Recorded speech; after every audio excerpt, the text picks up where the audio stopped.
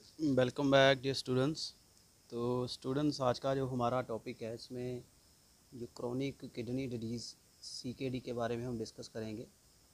तो ये medical science के जो स्टूडेंट्स हैं उनके लिए काफ़ी यूज़फुल वीडियो रहेगा। यहाँ आपको पूरा रीनल सिस्टम दिखाया हुआ है, LS वे में काट के। किडनी दोनों दिखाई दे रही हैं, renal artery and renal vein and cortex and medulla part. You are looking better. So kidney की डिटेल जो वर्किंग है मैंने एक वीडियो ऑलरेडी आपको प्रोवाइड करवाया, वहाँ आप देख सकते हो चैनल पर सर्च करके। तो चलिए देखते हैं।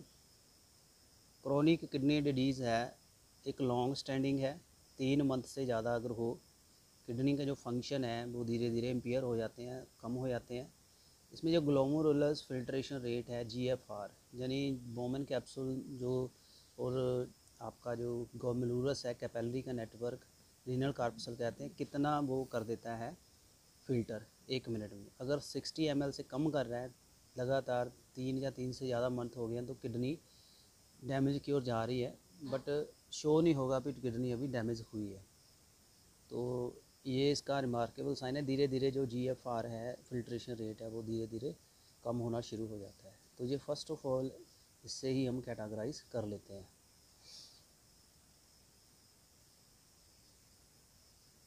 आगे दोस्तों इसकी स्टेजेस हैं, इसको 4-5 स्टेजों में डिवाइड किया हुआ है। Stage 1, 2, 3A, 3B, 4, 5। तो इसमें जो फिल्ट्रेशन रेट है धीरे धीरे कम होगा। फर्स्ट में 90 से ज़्यादा है, फिर 90 से 60, 90 हो जाएगा, 45, 59, 30 टू 44, 15 टू 29, और सबसे जब डैमेज हो जाएगी वो 15 से कम हो जाएगा। It is the end stage है। तो धीरे धीरे जो GFR रेट है वो कम होना शुरू हो जाता है। तो ये इसका रिमार्केबल फीचर है। तो ये स्टेजेस हैं क्रॉनिक डेवलप होने की, यानी 5 स्टेज से किडनी होके गुजरती है। धीरे धीरे जब ख़राब होने लगती है तो जो 5th स्टेज में इंटर कर जाती है तो वो परमानेंटली फेलियर की ओर चली जाती है। सो ये स्टेजेस हैं किडनी डैमेज की, आप यहाँ से देख सकते हो। And this is based on the GFR, glomerular filtration rate and presence of kidney damage. तो इसको कैसे हम कैटेगराइज करते हैं। सो kidney is very vital organ, तो जिसका आपके लीवर के साथ भी कनेक्शन है, आपके हार्ट के साथ भी, ब्रेन के साथ भी। अब इसके कारण क्या हैं? काफ़ी कारण है। फर्स्ट इज़ कॉन्जेनिटल और इनहेरिटेड, जो पेरेंट्स से आता है, पीढ़ी दर पीढ़ी चलता है। किडनी में रसोली हो जाती है, इसको सिस्टिक कहते हैं। Medullary cystic disease, tuberous sclerosis, oxalosis, oxalate accumulate होने शुरू हो जाते हैं। सिस्टेनोसिस, कंजेनिटल ऑब्स्ट्रक्टिव यूरोपैथी, यानी यूटी ट्रैक में कोई ऑब्स्ट्रक्शन है। साथ में है glomerular studies, primary glomerulonephritis, secondary glomerulodis, जो नेफ्रोनेस उसकी स्वेलिंग हो जाती है, रास्ता ब्लॉक हो जाता है, उसको नेफ्राइटिस कहते हैं। पॉली एंग्लाइटिस, तो इसमें hemolytic uremic syndrome, systemic sclerosis, sickle cell anaemia. तो जिसको सिकल सेल एनीमिया, ये इसका कारण ग्लोमेरुलस बनता है।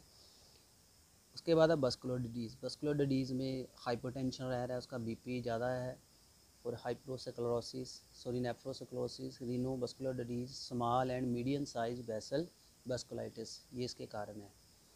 आगे आता है UT, यूरिनरी ट्रैक की ऑब्स्ट्रक्शन। तो इसमें कैलकुलस स्टडीज़ है, पथरी है, प्रोस्टेट, मेल में प्रोस्टेट ग्लैंड अकोमुलेट हो जाती, प्रोस्टेट कैंसर हो जाता है।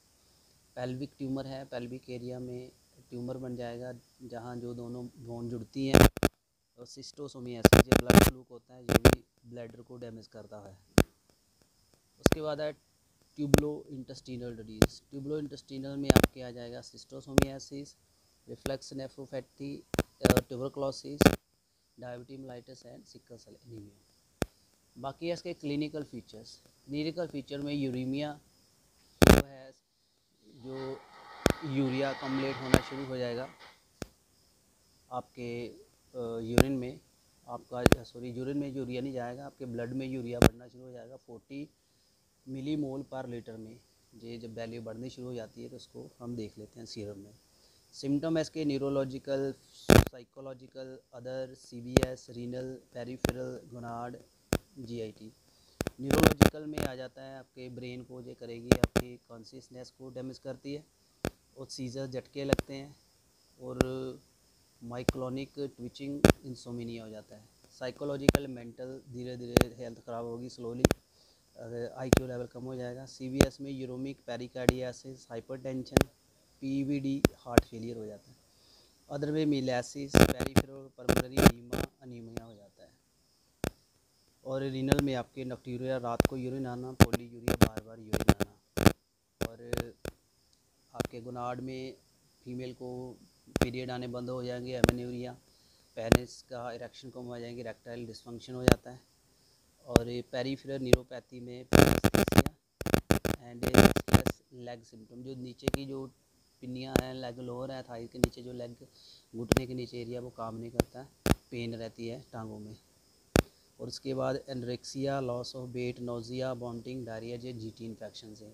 यानी अगर उल्टी आ रही, बार बार खाना नहीं पच रहा, बार बार लैटरिन आ रही, तो ये सिम्टम हो सकते हैं किडनी के।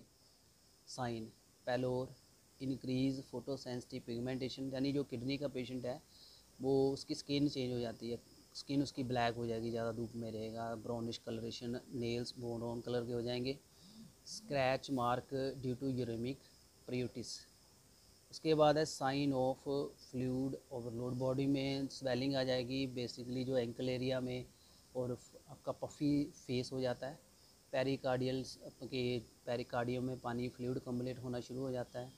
मर्मरिंग होनी शुरू हो जाती है, फ्लो स्टेथोस्कोप से देख सकते हो लगा के।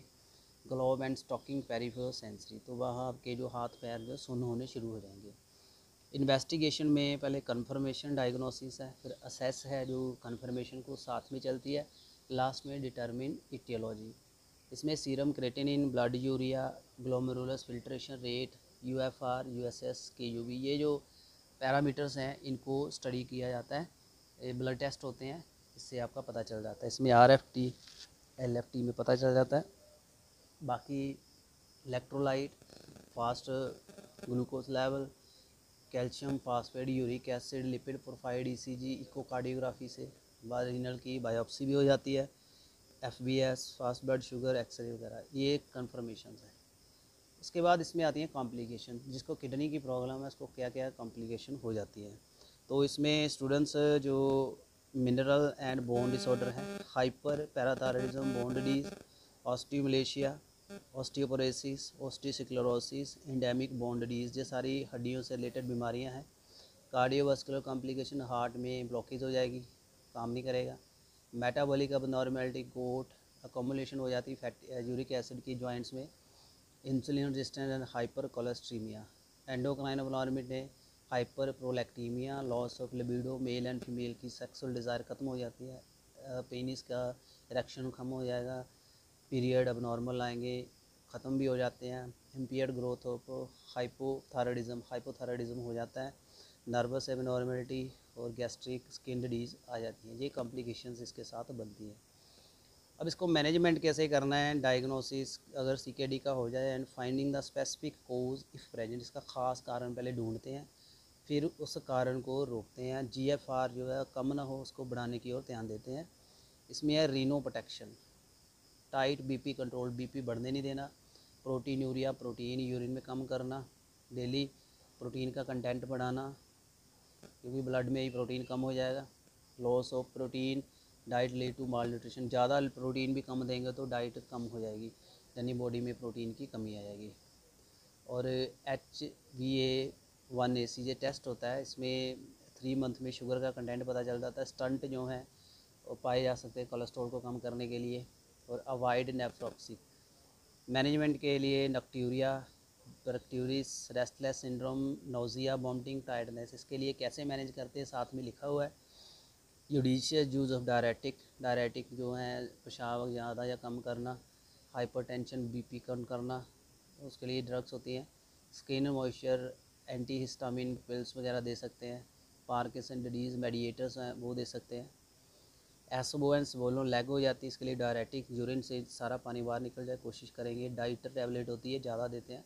स्पाज्म के लिए कोलेजन पाम, मसल्स ये अकड़ जाते हैं। नर्व कंप्रेशन के लिए डेक्सामेथासोन, थ्रस्ट पेन में पेन किलर दे सकते हैं पर नेसिड नहीं देनी। और to mimic the excretory function of normal kidney including सीशन ऑफ नाइट्रोजनियस वेस्ट, ये देखना है अपने।